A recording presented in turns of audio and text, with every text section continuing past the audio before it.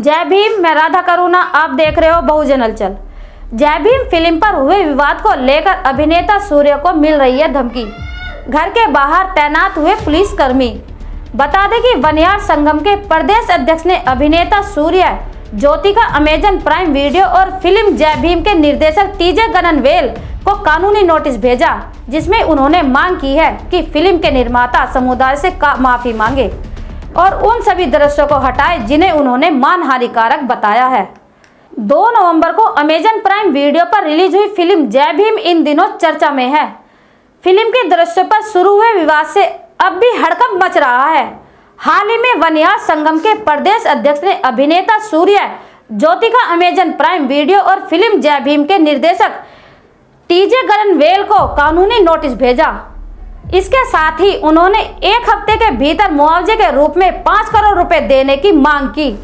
वहीं अब सूर्य के घर पर पुलिस तैनात हो चुकी है, क्योंकि फिल्म के कुछ दृश्यों पर आपत्ति जताते हुए लोग अभिनेता को धमकी दे रहे हैं। फिलहाल टी नगर स्थित उनके घर के बाहर 5 पुलिसकर्मी हथियारों के साथ उनकी सुरक्षा में तैनात हैं। फिल्म में इरुलन समुदाय जनजाति के बारे में दिखाया गया है कि कैसे हिरासत में उन्हें यातनाएं दी जाती थी। पहले तो फिल्म में हिंदी भाषी लोगों को एक ऐसे सीन से परेशानी हुई जिसमें प्रकाश राज को हिंदी में बोलने के लिए एक आदमी को थप्पड़ मारते दिखाया गया है। भेजे गए नोटिस में एक दृश्य का उल्लेख किया गया है जिसमें जहां अग्निकुंडम एक कैलेंडर पर दिखाई देता है।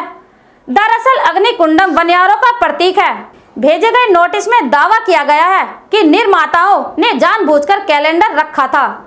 साथ ही राजकन्नू को प्रताड़ित करने वाले पुलिसकर्मी के चरित्र को जानबूझकर वनियार जाति से संबंधित दिखाया गया है। सूर्य ने एक बयान जारी करते हुए कहा है कि उनकी फिल्म और उनका किसी भी व्यक्ति या समुदाय का अपमान करने का कोई इरादा नहीं था। जिसके बाद सूर्य के फैंस ने जय भीम की टीम का सपोर्ट करने के लिए ट्विटर का सहारा लिया और ट्विटर पर #WeStandWithSurya ट्रेंड करने लगा। वनियार समुदाय के बारे में हमने अध्ययन किया तो यह पाया कि दलितों के हित के लिए लड़ने वाले दल ऐसा मानते हैं कि पुदनिया तमिलगम और विद्युत लाई चिरू थाईकल पट्टाली मक्कल कटची ने इस विवाद के लिए वनियार समुदाय को भड़काया था। वनियार समुदाय प्रदेश का सबसे बड़ा समुदाय है जो तकरीबन 30% मत रखता है। उसके नेता वैसे हर दल में मिल जाएंगे, लेकिन मोस्ट बैकवर्ड क्लास में शामिल इस समुदाय के उलेमा पट्टाली मक्काल काची के नेता रामदास माने जाते हैं। 1980 में रामदास के नेतृत्व में वनियार संगम का जन्म हुआ था और 9 वर्ष बाद 1989 में पट्टाली मक्काल काची नाम से राजनीतिक दल बना। दल को सबसे फायदा इस बात से मिलता है कि वनियार समुदाय एक मुश्त मत देने के लिए जाना जाता है। पर्यवेक्षक मानते हैं कि पीएम के किसी एक मौके की तलाश में था कि वनियार समुदाय का ध्रुवीकरण किया जा सके।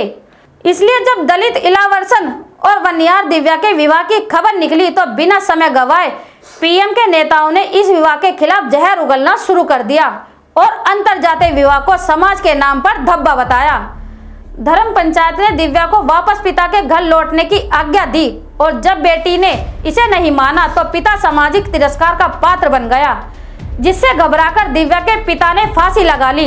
इस पर वनियार समुदाय का खून खोल उठा और करीब 1000-1500 युवकों ने नाथन कॉलोनी और पास के इलाकों में लूटपाट और आगजनी की। देखते ही देखते धर्मपुरी जल उठा और दलितों के करीब 200 झोपड़े जलकर राख हो गए और टीवी, फ्रिज और गहने सब उनके घरों से गायब हो गए। हालांकि वनियार समुदाय में रसूख रखने वाले पीएम के नेता हिंसा में दल का हाथ मानने से इनकार करते हैं, लेकिन वे मानते हैं कि उनका दल पहले ही से इस विवाह के खिलाफ था और सार्वजनिक रूप से अंतरजातीय विवाह का विरोध करता आ रहा था। बाद में वनियार लड़की पर सामाजिक दबाव इतना बढ़ गया कि उसने अदालत में जाकर अपने पति के पास न वापस लौटने का फैसला कर लिया और इससे दुखी होकर उसके पति इलावर्सन ने आत्महत्या कर ली। इलावर्सन के माता पिता इसे हत्या मानते हैं और मामला अदालत और पुलिस जांच के बीच लटका हुआ है। लेकिन सच यह है कि जातीय उलेमाओं के चलते दिव्या ने अपने पिता और पति दोनों को खो दिया और जिंदगी भर स्वयं को उनकी मौत का जिम्मेवार मानने के लिए मजबूर है।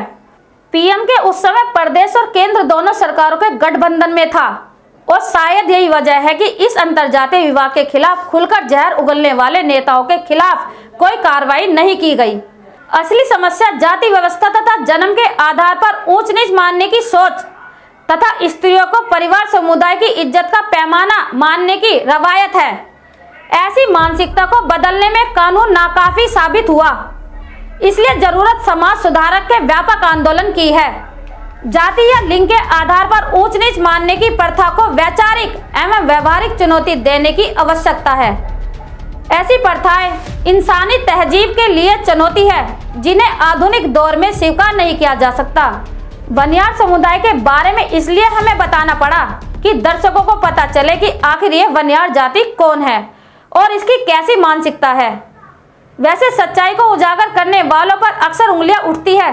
शायद यही वजह है कि सूर्य की जय भीम फिल्म का एक विशेष समुदाय विरोध कर रहा है। बहरहाल अब विरोध करने से कुछ नहीं होगा, क्योंकि जय भीम फिल्म सुपरहिट हो चुकी है। जो मैसेज समाज तक पहुंचना था वह पहुंच चुका। इस फिल्म ने समाज में एक नई ऊर्जा पैदा करने का काम तो किया ही, और साथ में समाज को अपने हक अधिकार के प्रति जागरूक भी करने का काम किया है। इस पर आपकी क्या प्रतिक्रिया है, कमेंट्स बॉक्स में जरूर लिखें। मैं राधा करुणा फिर मिलेंगे नई खबर के साथ। जय भीम, धन्यवाद।